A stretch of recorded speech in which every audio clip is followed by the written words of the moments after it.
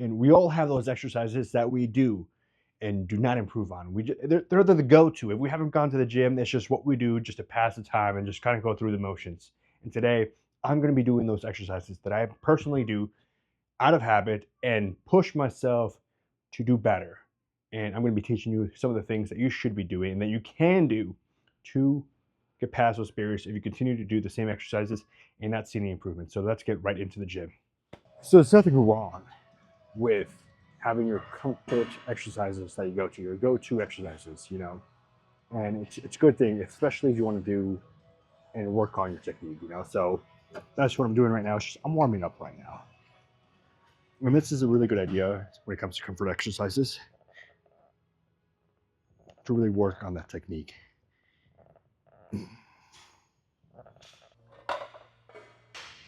Aside from just getting better at the movement, there's nothing more beneficial than just that.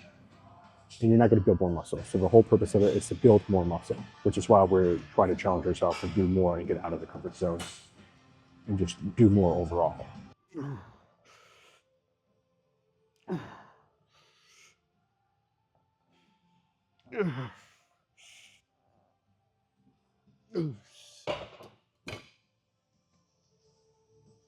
One of the ways to do that is to one, reach failure, and two, once you reach failure, do some drop sets.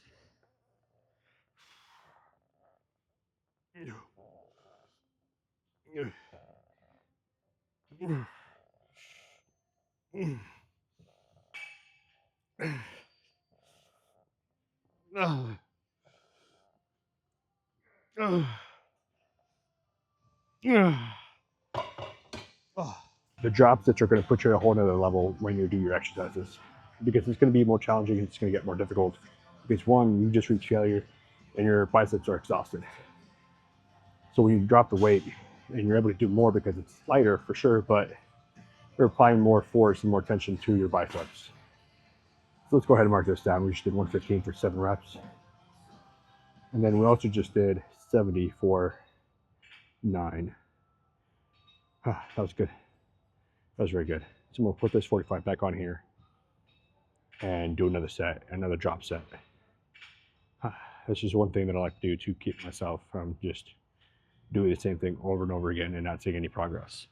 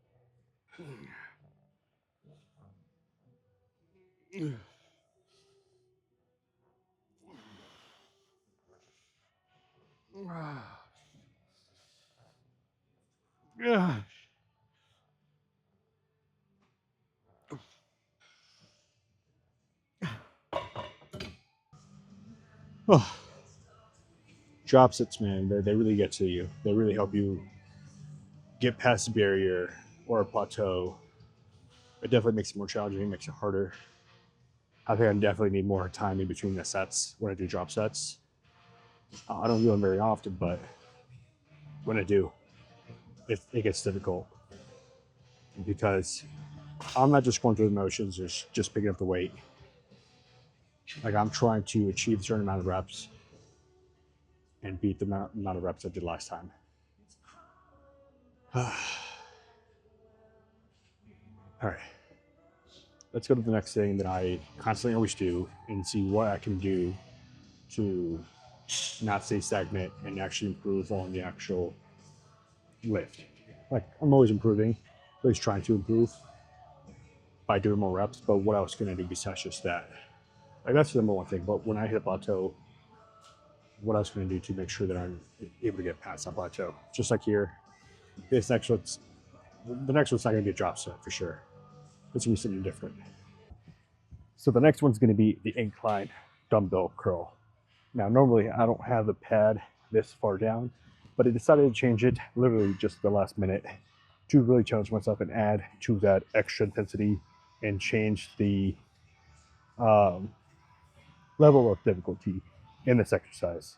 Now, this is one of my go-tos that I love doing. It's very easy, uh, but I don't want it to be easy. You know, I want to challenge myself and see growth overall.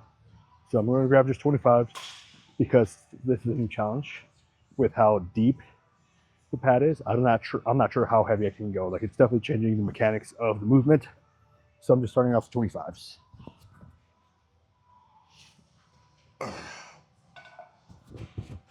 From here, we can gauge and see if it can go up or if I need to go down. Okay.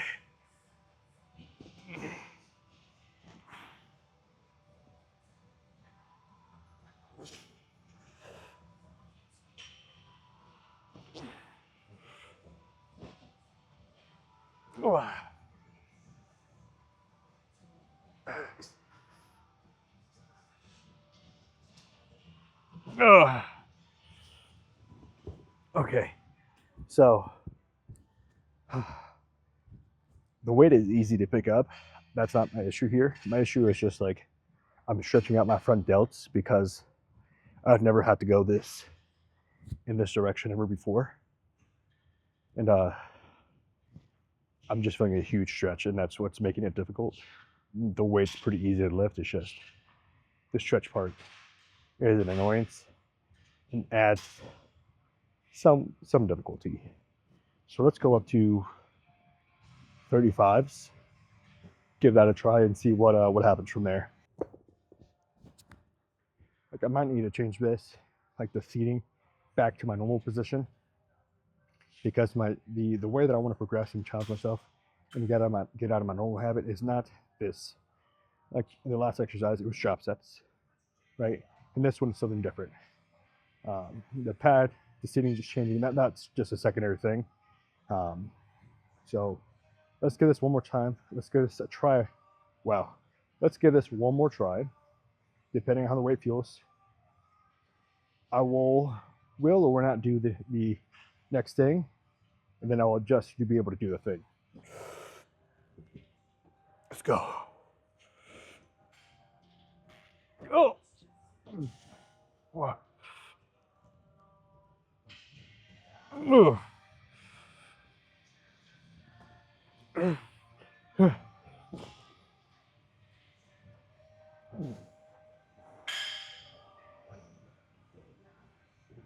Oh. That was 10 times more difficult, and I definitely felt that more in my biceps, which is good. I'm gonna need a second. This time I'm doing my other thing. That's not the drop set. Let's do it.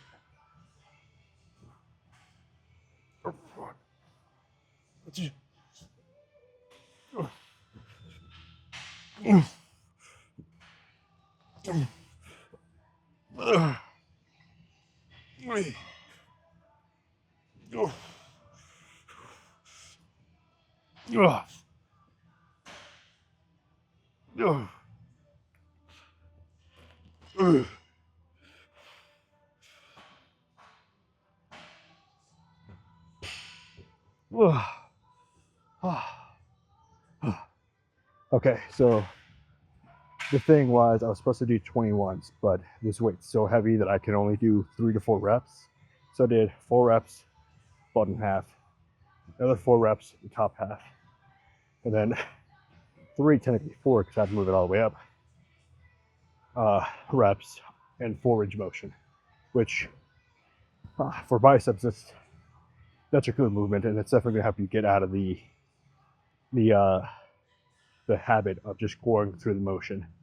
Like, sure, it's the same motion over and over again, but I'm pushing myself to do more. You know, I'm trying to make it more difficult. The idea is making it more difficult, safe, yet difficult enough to progress and do more than last time. So the last exercise that I do is typically hammer curls, you know, with dumbbells.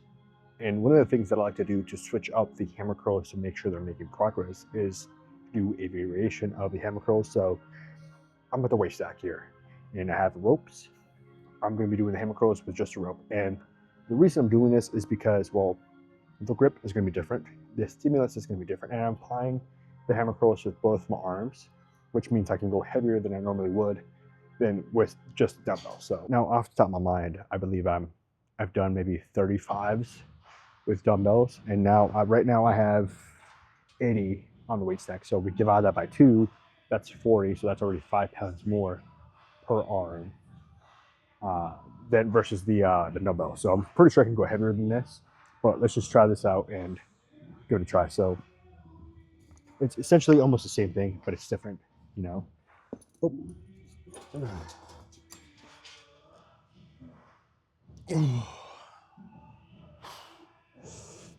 Let's get a little bit closer.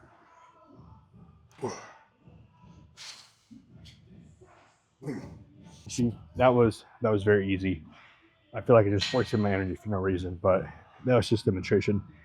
Let's go up to let's do 100. You know, I'm sure it's gonna be more difficult because again, that is 20 pounds more overall, and per arm that's 50 pounds. And there's no way that I would be able to do 50-pound dumbbells in each hand and do hammer curls. Might be able to do 1 or 2 and swinging it, but with this, like the pulleys are making it easier at the same time. But mentally, I know that I'm doing 50 pounds per arm. But we're not going to get sidetracked with pulleys because that's a whole other topic on engineering. And technically, I am an engineer, but not this type of engineer, but data engineer. And regardless, this eventually should be heavier overall versus the dumbbell, which is by switching up and doing a different variation of the exercise, you will see progress. And you will, what am I trying to say here? By avoiding just doing the movements with the same weight over and over and over again, and challenging yourself to do more weight and more reps over time, you're going to get stronger, you're going to get bigger, and you're going to build more muscle.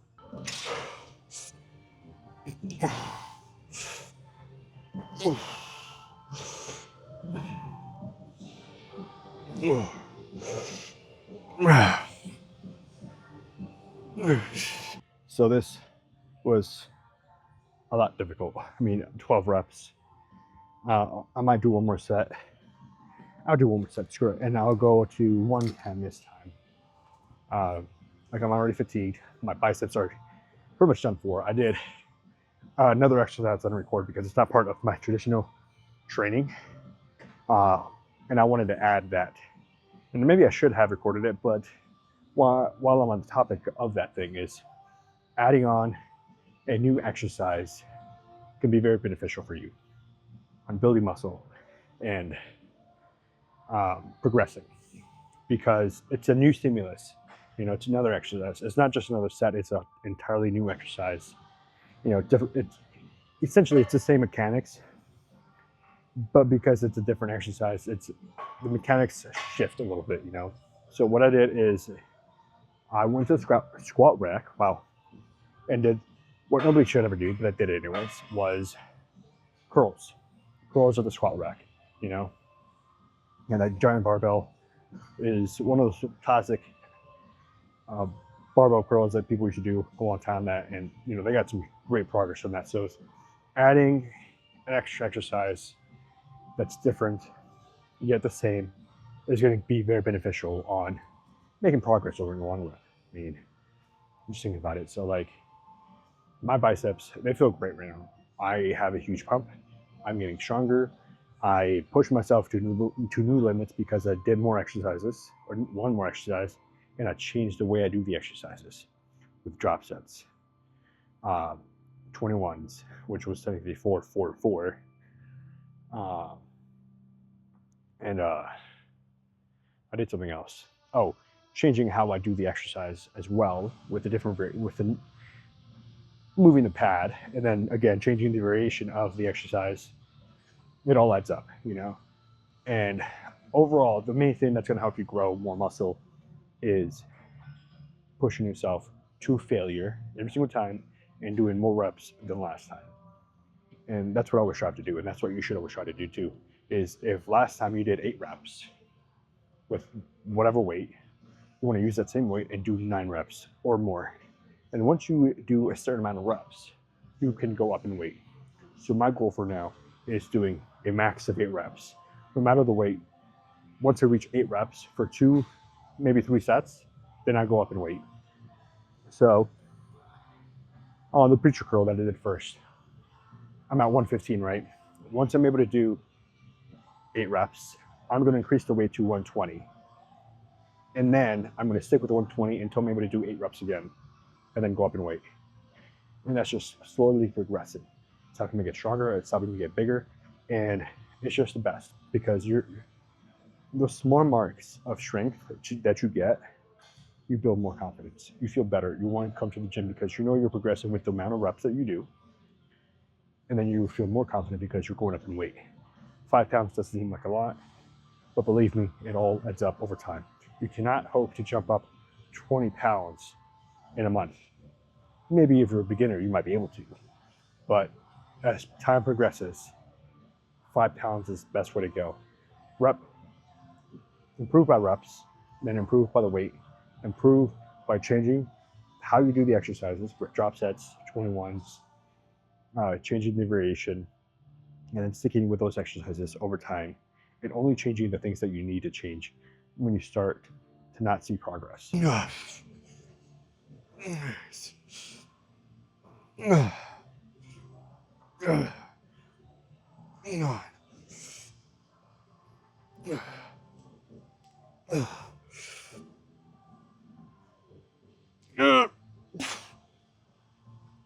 Oh, fuck, man. And if you saw that, that was true failure because I was trying to do 12 reps. Couldn't get it up. I was trying. And I was trying to do a little bit of cheating just to help me with the movement. But once you reach true failure, cheating is also difficult to do. Now that the workout is done, let's move on to the most important part of the actual thing we want to improve on. We want to build more muscle. We want to get out of a stagnant state of just doing the same thing and not improving. And that involves a few more things. It's not just about the workout. It's what happens after the workout as well.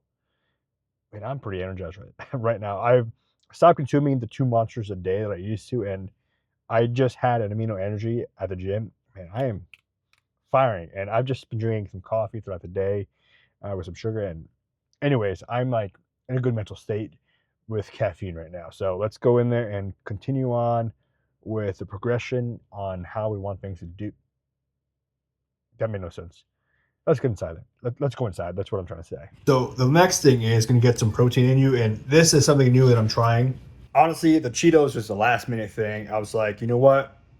Cheetos sounds pretty good on this sandwich right now. I don't know why, but for some reason I'm craving it. I've never had this before, but I definitely want some Cheetos on my sandwich. And it's basically just mayo, a lot of ham, and bread. So this is going to be the first time I'm taking a bite out of this. The Cheetos definitely do not add anything to it. But they're great on the side, on a standalone with the sandwich, but not on the sandwich. I might make myself a protein shake right now, but it's almost 11. I live in an apartment complex, so I don't want to wake up my neighbors. I mean, the walls, I don't think they're that thin. I think I should be fine. But it's just also like courtesy. I might still do it. Who knows?